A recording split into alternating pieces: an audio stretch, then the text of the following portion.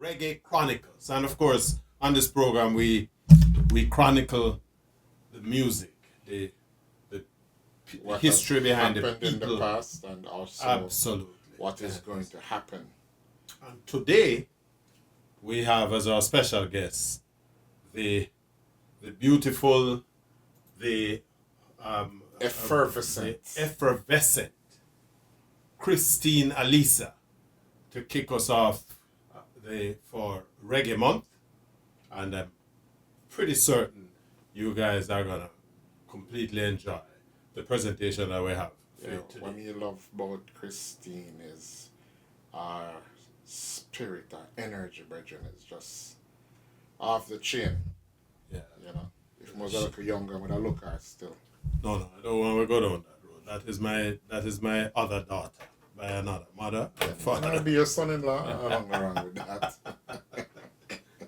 But today we're gonna feature Christina Lisa. We're gonna be having a nice little talk with her. Looking at the I didn't love the past what she did over last year, but certainly laying the foundations for Richie, talk about 2020. the last year. She's been doing this thing No, for I'm almost 2 decades. yeah, but the You know, conversation focuses on primarily what she did last year, and especially the plans that she have for 2025, and you know what I'm saying. Enough things are going yeah for man, you. yeah man. Christine have enough things going on for 2025. I'm going to talk to her about that. One of the really true ambassadors of the music for Jamaica. Um, Absolutely, and she's making her mark and she's doing her thing.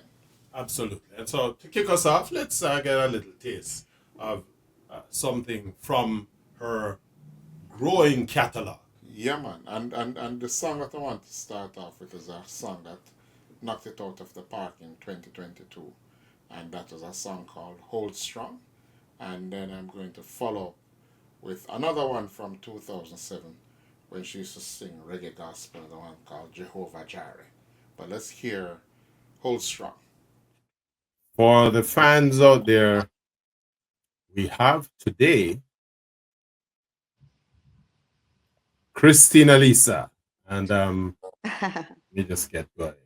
Yeah, man. Christine, welcome to Reggae Chronicles. It's been a while. I Yes. see you've been blazing a trail all over the place, Oh gosh. and we are blissfully happy for you.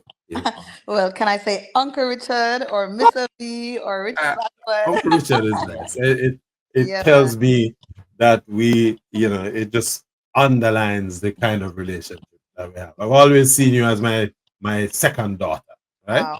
Well, I would like to take that, but I can't really take all that because I know that Reggae Chronicles. As when I watch some of your shows, you like Right? create this vibe of community, Yeah. reggae community, and even though you bring up these controversial issues, sometimes it's like almost like a safe space.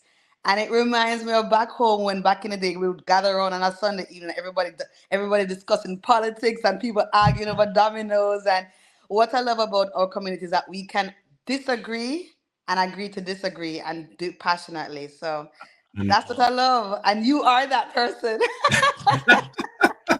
And controversial in my I own little mean, way, right? yeah, I But mean, listen, it's just it's or we could call it mind stimulating rather. How about it that? is, but Mind that's exactly what it is yeah. about Good. mind stimulation. But Christine, we have been, you know, following you as a team for a while, Thank you. and we are just thrilled at the strides that you have. I know tell the listeners, those who are not familiar with you, just how you came into the music business. What are the drivers Mm. of in terms of the energy that you put out? What exactly is are those drivers? I mean, what I'm gonna say without any hesitation is, and other artists can probably relate to this. The only thing that got me started is my love for music. My love for music and my realization that I could not do without music. Of course, I can say what we all say is that, I started music when I was young, I was singing, but that did not keep me in music. My father was a music director at his church. He's also a pastor. My mom a teacher. but he started to teach me classical music from when I was young. And of course, I had my foundation there. I would sing in school choirs and competitions. Is when got to college, I started doing background singing for Papa San and Nigel Lewis, and that gave me a lot of experience. I think it ignited my curiosity and my passion for connecting with the audience and giving a message. Because, of course, as gospel artists, they were very, very passionate about spreading the message of the gospel. So that's how it started. Then Nigel Lewis, who I was also doing background for, offered to do my first album, Get Ready. And that album really catapulted me into just doing it seriously because I did it not realizing it would do so well. In the Gospel Marlin Awards, it got 7 nominations and I won 2 awards. So I remember that night specifically. I was like, I'm going to do this. I'm going to do this and take it seriously. And then from then, as fate would have it, I mean, there were some ups and downs, obviously. I decided that I wanted to sing more than just what gospel allows you to sing. So, like, social justice like issues, because I was now growing up, of course, and seeing things in my diaspora and in the Caribbean community, our Black brown brothers being, mistreated. There was just that whole era. And then I I met Rory. I met Rory through my ex-manager David Muir. And Rory decided to do my next album, which is a roots inspirational album, which allowed me to step out to the bones and write and sing music that was alongside what I wanted to sing about. I, I want to just jump in here a little bit Okay, jump because in. we, as Reggae Chronicles, what we have been doing over the years, certainly. Of course, we started out under the brand name Sunday Schools, but we're recognizing that we were digging, sort of laying the foundation for the music. So we're chronicling the development of artists. Yourself, now included in that lot. There's a common thread that runs through a very significant percentage of Jamaican artists, the church, the influence of the church. You come from that background, and which speaks to a sort of a foundation that that drives. Toots, for example, is an excellent example. Well, almost all of the big artists coming out of Jamaica was that, and so we wish that for you. But you talk about Rory. Rory, for me, is a stone love man, and so I'm really, really curious about that. The album you said you guys worked on, and also there's a relationship with Clive Hunt. Tell us about that. So, So Rory is good friends with David Muir. They right, they did when back in the day. The story is told to me. I didn't know them at that time, obviously, but they ran the sound system era. Rory was well known for Stone Love Sound, as you saw, but he started to get into production. His first real and great production is for Janine. I don't know if you know Janine. yeah. Yeah. So he produced her first, and then so coming to me now, it was an effort for us to collab. I would write my lyrics and the melodies, and he brought tracks that were already made, but he specifically made these with live musicians and the intent to make sure that he kept the roots and some of the famous rhythms that were back in the day and redid it so that when it came out again, it would give like almost a reggae revolution or a refresh to reggae. So familiar, those that love some familiar rhythms from back in the day would hear it and connect, and it worked very well. It worked very well. Clive Hunt was another situation because I've worked with multiple artists, I mean producers, and what they would do is just send me rhythms. So apart from that album, I continued to do singles and just do different singles from different producers. And I would just record in my own studio and send it. So it's a different way of producing. I was at Rory's studio and producers. He guided me as I recorded. We sometimes wrote together. The other producers I worked for was independent. They would just send me the rhythm and I, record on the right on my own and send it back to them. So completely different processes. What do in terms of I know you as you say you're looking at sort of not necessarily stepping away from the religion, but blending that the influences with the those other influences, that drive reggae music. Well, What? I'm not going to be afraid to say stepping away from the religion. Yes, Yeah. there was actually a point where I said I'm stepping away from religion, Okay. and I'm not, I'm not tiptoeing on that. I that is part of my passion. I believe that religion serves its purpose, and it works for us to abide by certain principles. But for me, I found freedom in not identifying with a religion, which is how I grew up, like being identified with religion. As an artist today, I speak the truth of the principles of the what quote unquote religion that we have, but I also realize it doesn't have to be identified with a religion.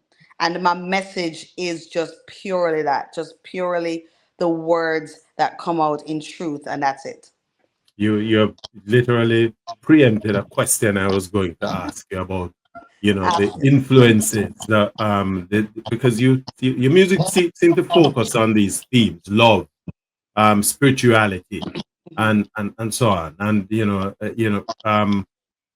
the how does that, in terms of the grounding and the distractions that operate within Jamaican music, how Mhm. do you balance, or find the balance to dance between the different raindrops, if you will?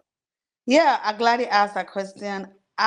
Thankfully, because I'm a songwriter and I've always felt comfortable and more true to myself by writing from my experiences. My experiences come from just my songwriting comes from just that, my experiences. So if I grew up in a church, right, my dad was super strict. A lot of my worldview is based on the Psalms, the Bible. How I walked through certain situations was like always going to the Bible and reading the Psalms to get comfort. So a lot of my songs you will hear like Psalm scriptures and so forth. um, and then even moving forward, just how I felt about what was happening in the world just came from that. My focus was like, oh, how can we solve this problem? How can we change the world? That's usually like my focus during that period. So yes, if I would hear a song by another artist that's not necessarily talking about that, I'm able to see the differences of our roles. Like I always felt my role was to give a message and a message of challenging or t- challenging us to be to look to the spiritual answer, right? I was always what I felt my role was. And then I've always been told, like, from my mom as a teacher, she trained me to show that everyone has a different role and no role is bad, and everyone serves a purpose. So I respect all artists and what they have to give to the table, because it's only Almighty God going to tell us what and what we shouldn't do, right? So and it's only very recently I've even also learned that my whole role and my mandate has changed. I don't have to change this world. My only responsibility is to change the world through my actions of authenticity and love, and me telling the truth about my processes and my path. And that alone is service to God. That, it's really, really refreshing, especially in this time. Of course, we're heading into February Reggae Month, Yes. a big period in terms of a big period in terms of um, Jamaican music historically. Yeah. Um, and well, some of the best known artists coming out of Jamaica born in February, and so the whole, for February, Reggae Month. Yes. Um, and when we look at what is the challenges that the music has been facing, the general view out there is that reggae music is dissipating. Yeah. What are your thoughts on Um, I feel very, very attached to how music is produced, especially because I'm a music teacher. I love to hear the definition of a genre of music. I love to hear what defines different genres of music, whether it's jazz, classical, reggae, ska. So yes, I definitely I want to hear the foundation of reggae music all the time. However, I do believe in the evolution of a thing. I do believe that we as a people can still hold on and preserve reggae while uh, allowing it to flow and evolve to the modern ear or to the evolving ear or to the evolving audience. So, in do I feel like there's some productions that come out that are not necessarily reggae, but is classified as reggae? Yes, I will, without calling out anything. But I do believe that it's possible for a production or a reggae song to have strong reggae nuances and still include nuances from R&B or hip hop or so forth, and it still be reggae. It's interesting point because reggae borrows from everybody. Well, Exactly. Jamaican music generally borrows from everybody without us having been listening to the Yeah. music from all over the world back in the day, even to this day. Yeah, Um, but there are some but there are few things that are steady that I identifiable as reggae. Correct? oh, absolutely. Yeah. In fact, which leads me to this question about your own heritage and how that influences Yeah. what you do. I know you've spoken to this a little bit earlier, but in this conversation, but you know, given this aspect of the conversation, Yeah. how does your own heritage anchor you in But terms you know of that your that's a great question because it's funny. People would that say that they identify with reggae and Jamaica if they're engrossed in the culture and so forth. It's now that I think about it, I never thought about it this way. I was born in Jamaica, right?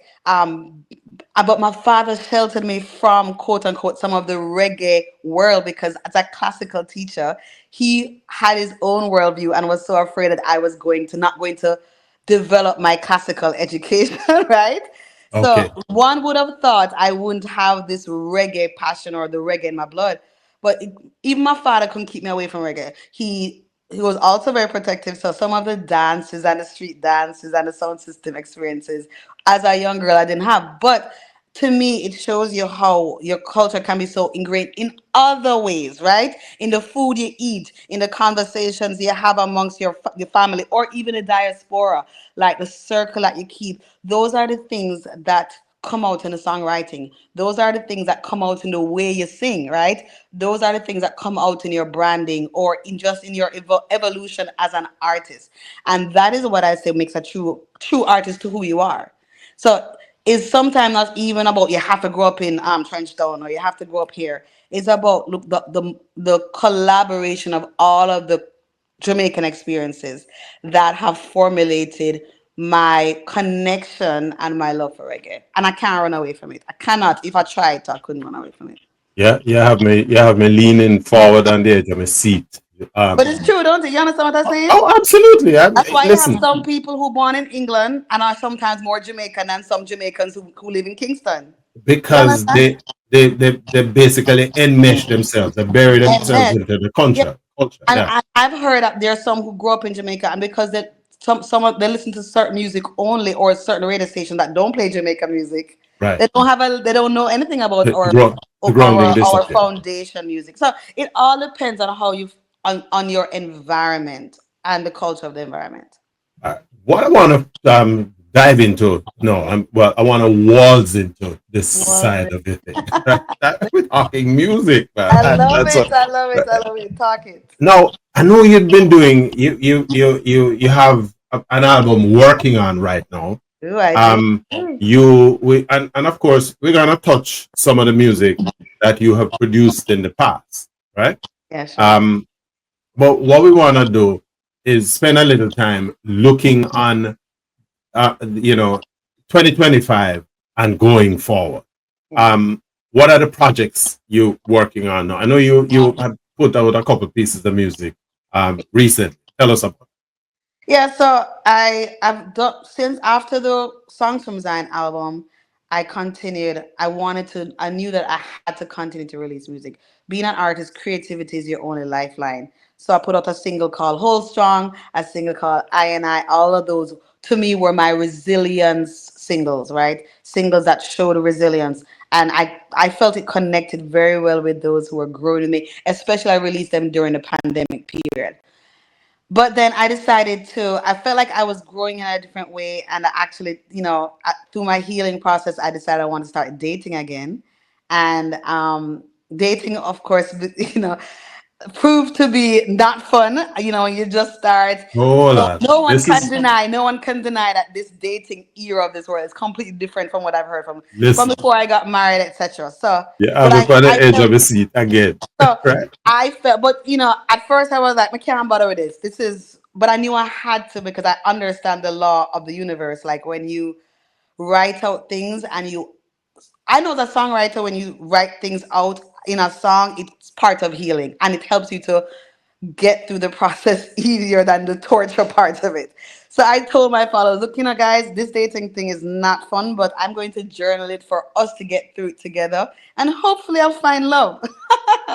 So I decided to start writing songs, and so now I have a 10-song album, and I blame all those guys that broke my heart and so forth. Just kidding, but the up and down of it to me is a great journal and a storytelling of how the dating world is.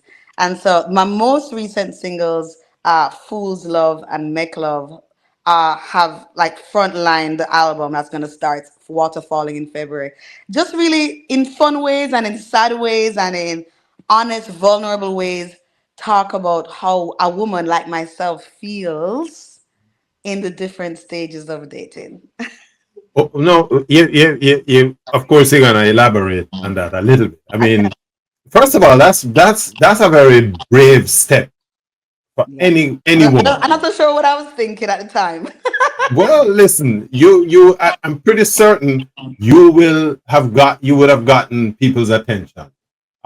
So the first piece that you would have released was, what was that? Make Love. The first one was "Fool's Love." "Fool's Fool's Love" was Love. released in Okay. July. So Yeah. we're gonna take a little taste of Of the course. Fool's Love, Yeah. and then we come back and we pick up from there. Sounds good. We, just to give the listeners an idea of where this journey is, where it's stemming from, and the Yeah. potential. And you made it. You mentioned the waterfalling terms. Yeah. For the people on the outside, explain that waterfall.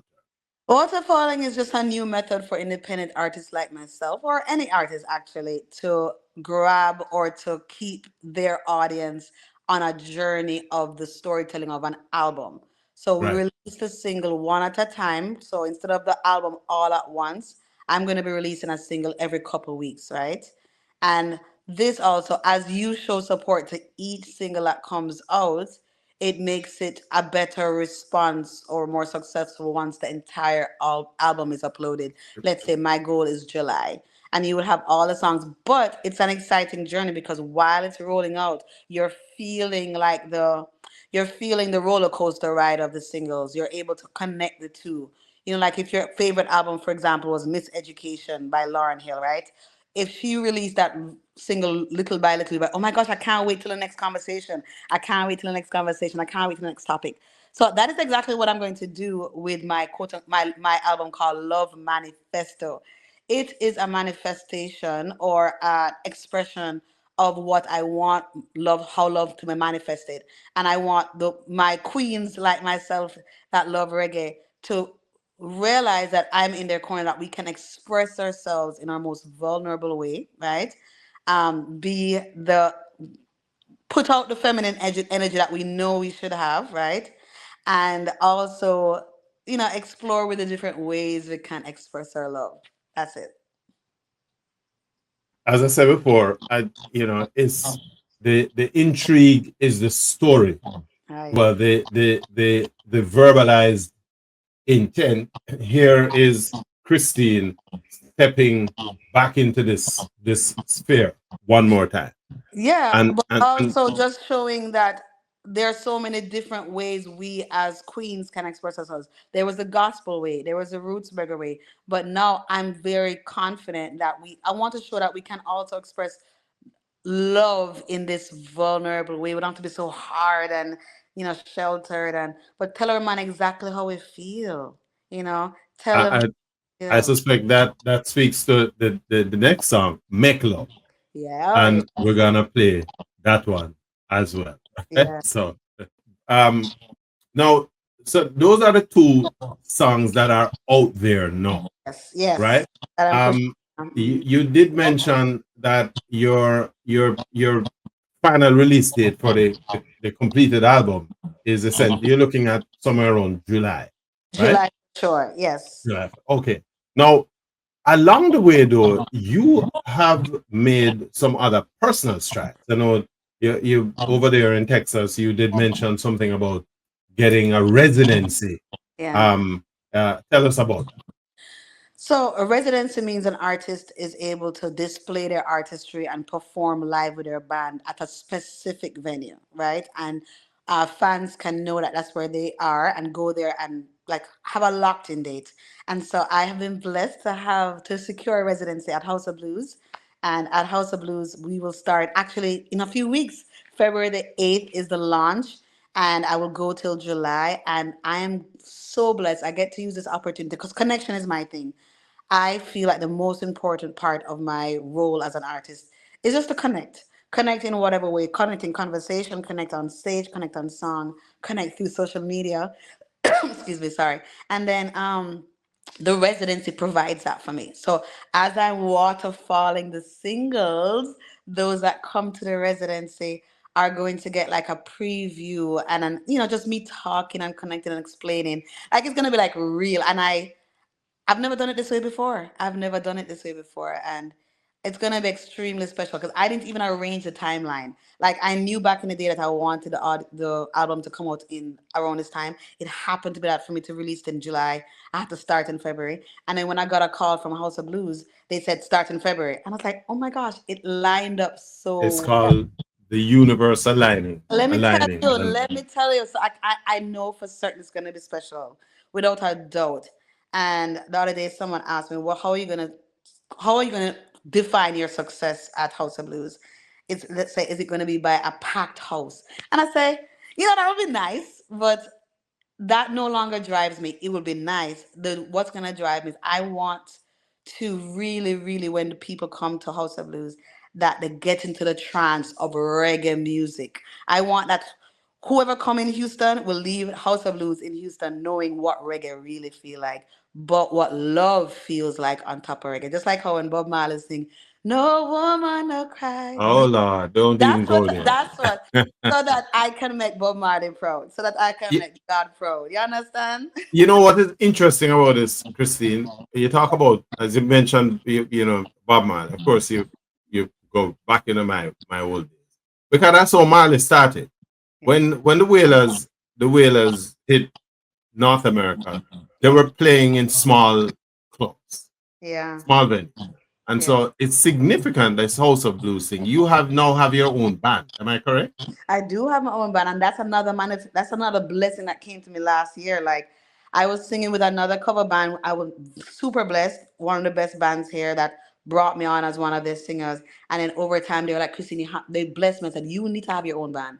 They were like, "Your potential needs you to have your own band." And that's another long story. I can't even go into that. But long story short, some musicians came to me and said, "I want to be a part of your band. I want." And then a bass player who is very respected here said, "I'm going to form a band for you."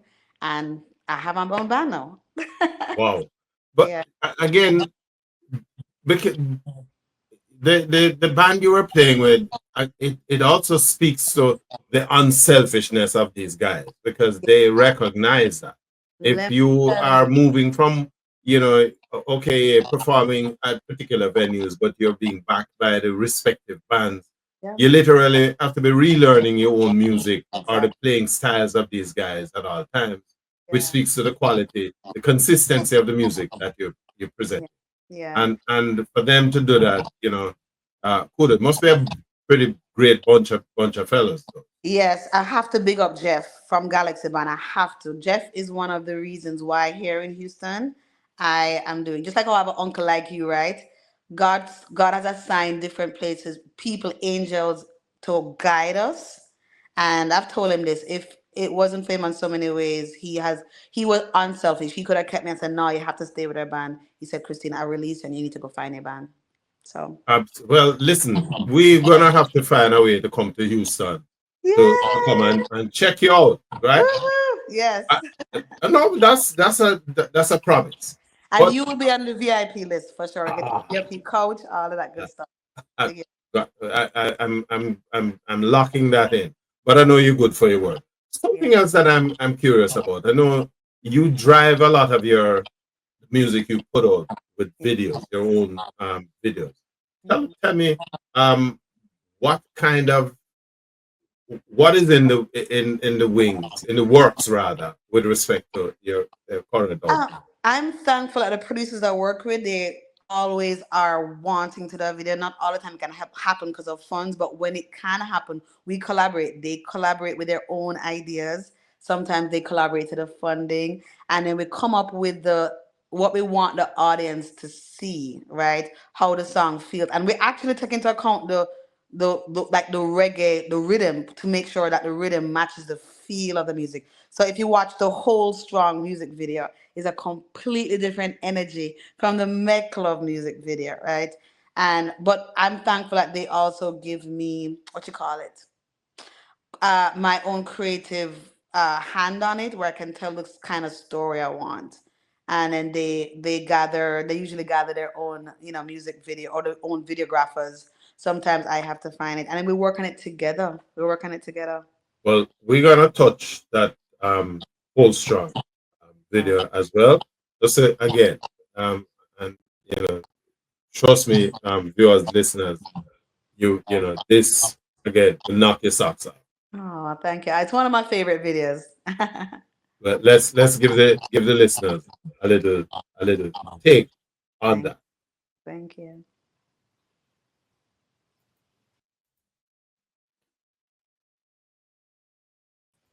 All right. So this again, Christine, looking at 2025 now, and House of Blues, the album. What's it like for shows outside of outside of Texas? What are the plans?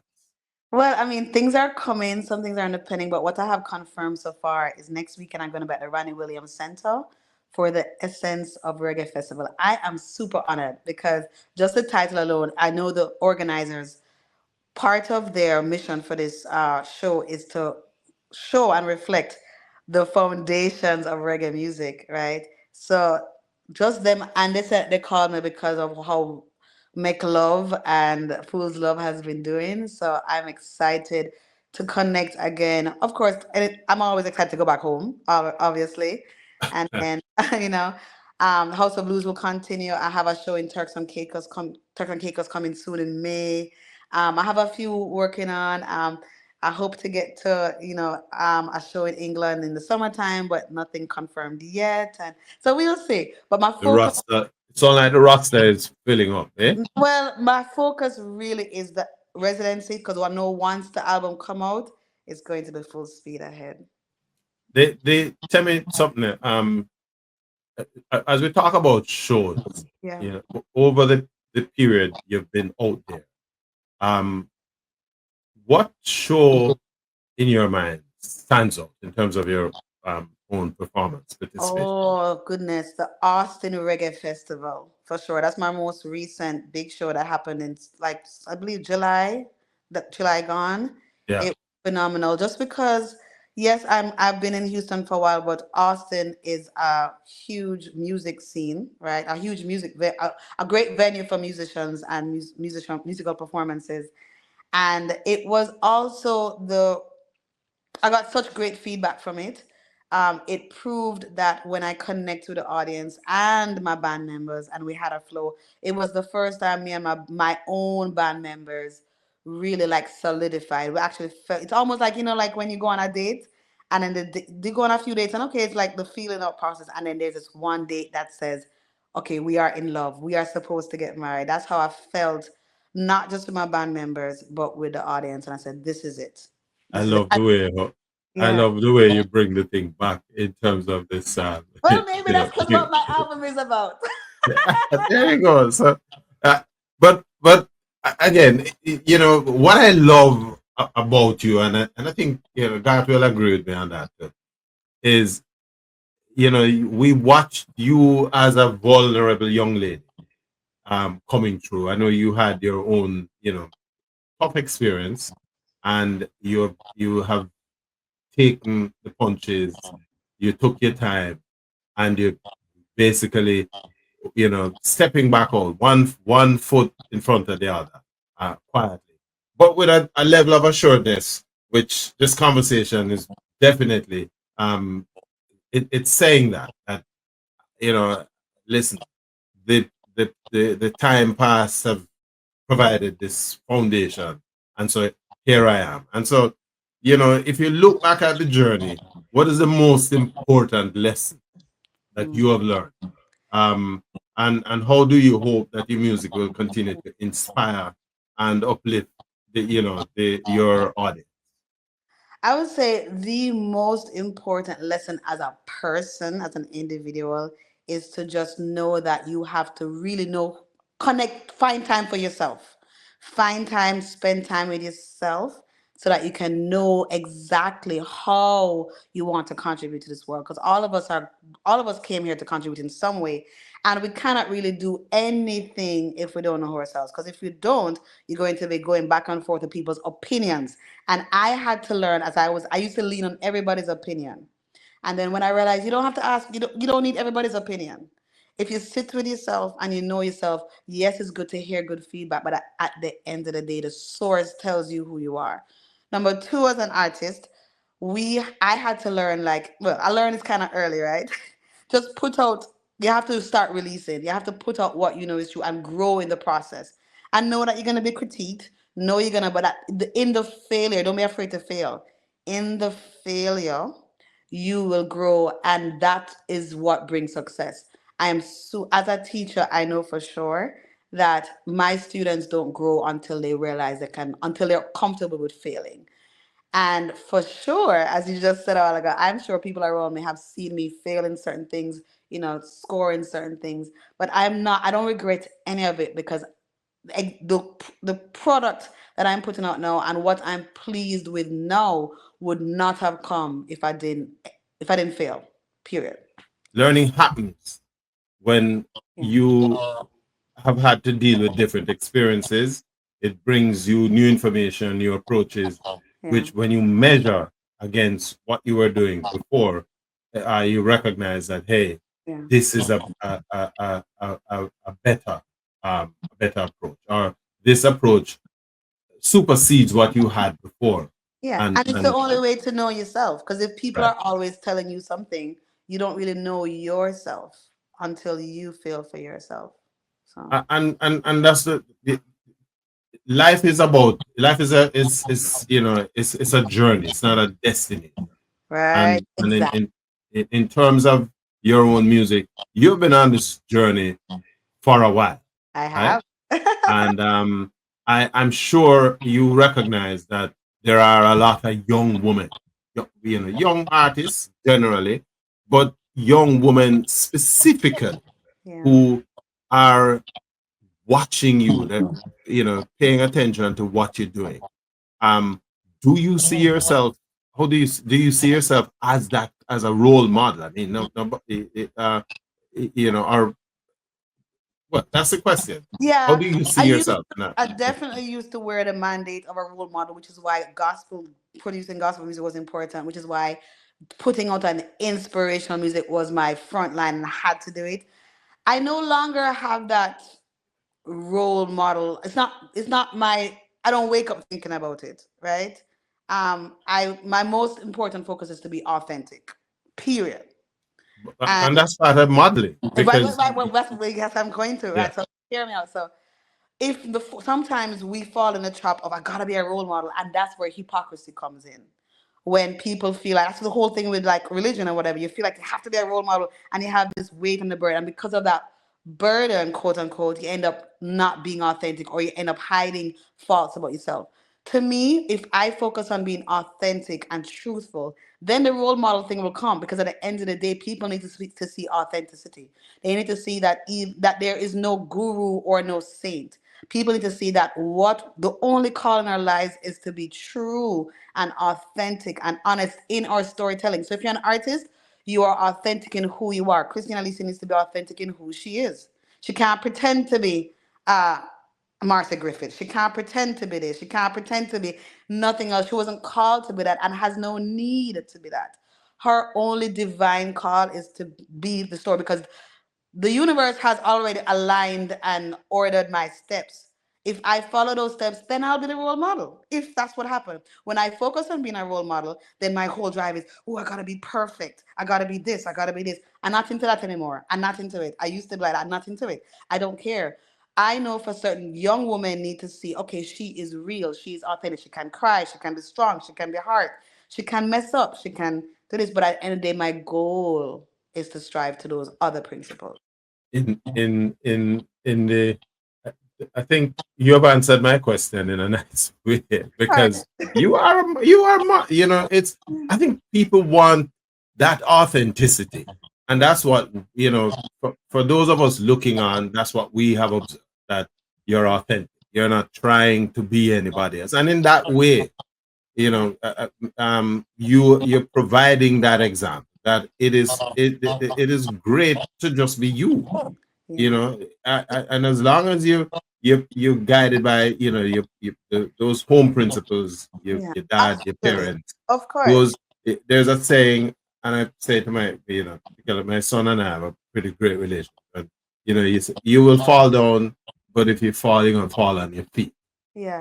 And it's important that, you know, you learn from all of these experiences as you go Exactly. along.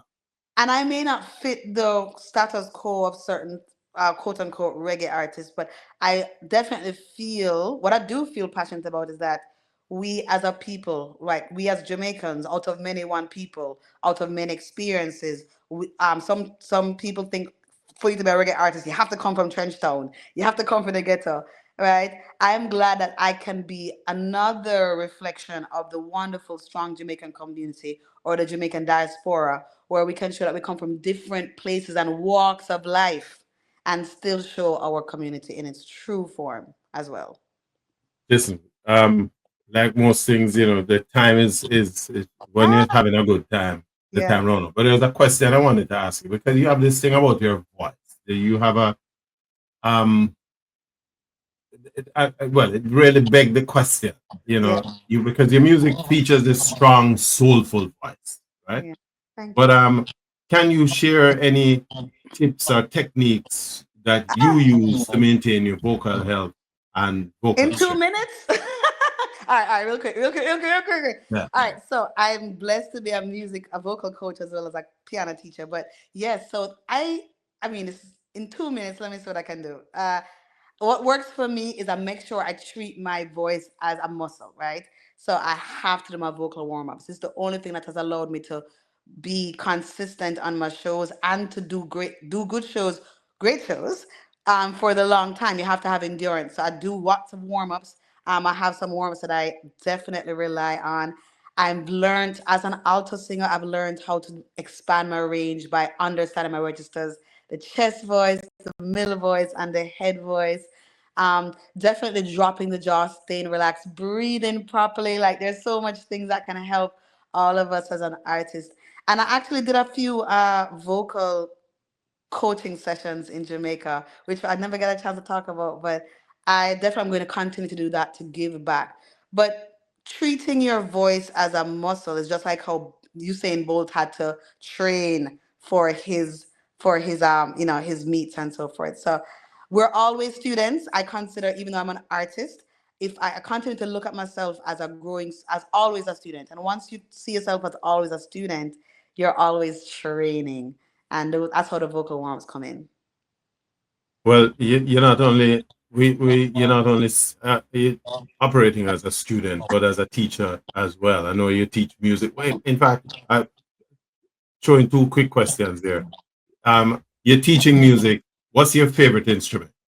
Ooh, I mean, the piano is my number one instrument. I love the piano. Comforts my soul when it definitely, without me even knowing. Sometimes I go there just when I feel my nerves or I feel super busy. The piano clears my head. That's my primary instrument. Thanks to my dad. Love my dad. Thank you, daddy, for making sure I stuck to the classical, theory of piano. If I didn't have that, I won't be able to teach it. And it is, I was told because of that, without me knowing, that's why I'm able to write strong melodies. That's what I was told. So, Yeah, the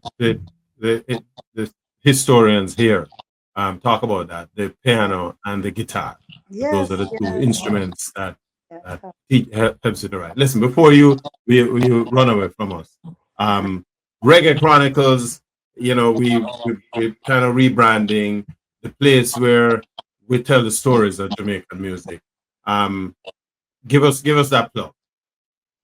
So look here now, Reggae Chronicles. I just am honored to be on the show. It is a show that when I want to get stimulated or catch up with what's happening in the reggae community, but it also aligns with my belief in contradictory thinking and thought and not being afraid to disagree. Reggae Chronicles is where you should go to, and also to stay up to par with reggae music and reggae music, how it influences our culture. And as I said, music is the language of the world. What a better place to come where we can speak to the world and be proud of our heritage as a Caribbean community through reggae music. Bam. Christine, it has been a pleasure having you here with Yes, us on Reggae Chronicles. yes. We wish you just continued Thank you. success. Keep that flag flying. Keep the music flag, the Jamaican flag. I Yeah, know man. Yeah, that man. you are a credit to the business, credit to the country, credit to your family, and to us here at Reggae Chronicles. My pleasure. And if all of you listeners and followers can follow me as well at Oh, we Christina Alessia Music on Instagram, Christina Alessia on Facebook. Subscribe to my YouTube channel because so much is coming out and I've been doing it. So I really appreciate that. Mwah. consider it done. Okay. Big respect. Much Have a love. good All rest right. of the day, Christine, Yes. and Yes. enjoy your trip All into right. Jamaica. Thank you. Bye. And there you have it, folks. Christine Alicia, let me tell you, Richie, that was a good interview, boss. In absentia, Big G wasn't there, but you don't know it go. You were I was there, there man. in Very much, spirit. very much. In Yeah, fact, man. if you notice how you know, Christine is such an easy person to talk with, and you know, You know, what I like is her life lessons and the nuggets she drop. yeah, You know, excellent person. just words of wisdom. Even though Solomon did say, I've searched the world all over, I've not found one woman as wise. Solomon, you're wrong. I There's a want to wise use the woman there, opportunity, so. though, God, before we close off. Encourage the viewers, the listeners. Check out Christina Lisa. Check out our website, christinalisa.com. There you are going to be able to tap into her media. She also has a very, very active YouTube channel. And again, encourage you guys to check that out where you are able to sample a lot of her you know, catalog as it is. And also to pick up And her she has music some as well. nice Right? picture up on there too in a rich man, tell you. Yeah. The camera loves her, Yeah. and And she loved the camera and too. she does absolutely. So again, it was indeed a pleasure, just chatting with her over the time, and we wish her the best of success. She has a couple of ventures that uh, stewardship program, residency that she spoke about in in Houston is Big up reggae music in Houston, Texas. and she has proven to be or is proving to be a fantastic ambassador for the music. Yeah, I'm supposed to play one birthday party in Texas, Houston in September, so I was booked from last year. Well, that's it, folks. Catch us on Wednesday when I give you songs from my youth, and Richard Blackford on Thursday when he does the Jamaica mix. Absolutely, and in fact, this Jamaica mix this coming Thursday, um, big surprise. Let me not blow it yet. They say you're not stealing one thunder. Big personality. Before we go, one final song. Her cover of Etta James, At Last. Big up Christina Alicia. One love.